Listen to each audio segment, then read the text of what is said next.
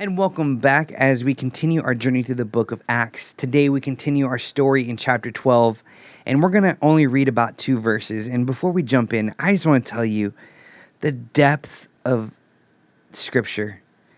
I've been doing this for years, and I still see new stuff, including what we're going to go over today. And so I want to encourage you that you would value this time as we go into Scripture. And even though I share some devotional thoughts, that you too can go before the Spirit of the Lord and say, God, help me see this with a freshness. Because you may get something that I wouldn't get. But I hope that it would feed your spirit and that you can go encourage others. Hopefully I'm encouraging you. So we're going to read a portion of Scripture, pull out a timeless truth. Today we're going to be in verses 18 and 19. And it goes like this. Now when day came, there was no little disturbance among the soldiers over what had become of Peter. And after Herod searched for him and did not find him, he examined the sentries and ordered that they should be put to death. Then he went down from Judea to Caesarea and spent time there. The injustice of Herod's action did not just impact the early church. It fell heavily on those who served under his authority as well. Peter was a high-profile prisoner and was likely guarded by multiple squads of soldiers.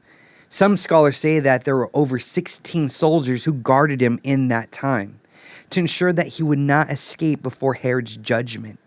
You see, these guards understood the weight of their responsibility. Roman custom held them personally accountable for any prisoner who escaped, and often with their lives.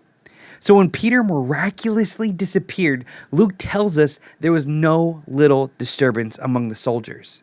What does that mean?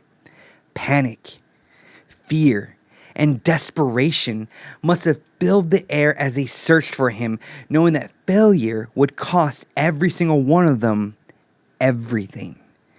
And as Herod questioned the guards, some may have tried to explain the unexplainable.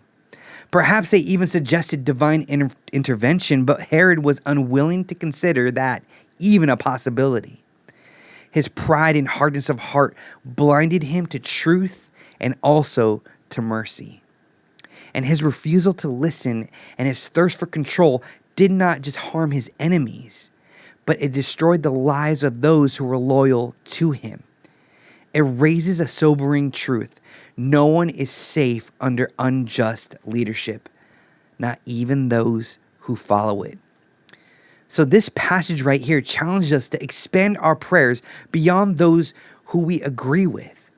It calls us also to pray for those caught in the systems of injustice, for those who serve under the weight of prideful and destructive leadership. In a world still marked by broken systems and flawed leadership, may we be people who pray not only for the victims of injustice, but also for those who are caught up in it, whether by choice, duty, or fear. And so, church, I want to encourage you right now, as you see what's going on in the world, you may scratch your head and say, I don't get it. I'm going to pray for the good guys. My prayer is that you would pray for all sides. That justice would be had, that shackles would be broken on both those that are in prison, but also those who are bound by philosophy or fear or even ignorance. That you would pray that God would move because everyone is impacted when there is a bad, destructive leader. Pray for those you wouldn't normally pray for. God bless.